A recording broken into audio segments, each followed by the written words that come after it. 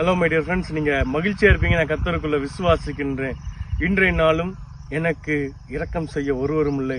ஒருவேளை கர்த்தர் என்னை நினைத்திருக்கிறாரா, எனக்கு இறங்குவாரா அப்படின்னு சொல்லி நீங்கள் கலங்கி இருக்கீங்களா? என்னுடைய காரியங்கள் இப்படி இருக்கிறது, அதுல இருந்து எனக்கு ஒரு விடுதலை வருமா? நான் நினைத்த காரியம் கைகூடுமா? நம்மை நினைக்க கர்த்தர் இருக்கிறாரா, அவர் நம்மை நினைப்பாரான்னு சொல்லி நிறைய கலக்கங்களோடு கேள்விகளோடு நாம் அமர்ந்திருப்போம். ஆனாலும் இன்றைக்கு கர்த்தர் சொல்லுகிறார் என்னன்னா, நான் உனக்கு ஆறுதல் செய்வேன், நம்மேல் அவர் இறங்குவேன் என்று, இரக்கமாய் இருப்பேன் என்று நமக்கு அவருடைய வார்த்தை நினைப்படுகிறார். தம்முடையவர்களாகிய நம்மேல், அவருடையவர்களாகிய நம்மேல் அவர் இரக்கமாய் இருக்கிறார். அவர் ஆறுதல் செய்கிறார். நம்முடைய காயங்களை எல்லாம் மாற்றப் போகிறார். நமக்கு ஆறுதலையும் தேர்தலையும் தந்து நம்மேல் இறங்க தேவன் சித்தமா இருக்கிறார்.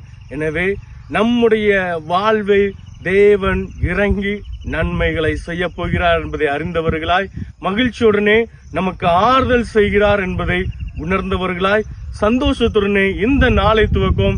தேவன் தாமே நம்மை ஆசீர்வதிப்பாராக. God bless you all.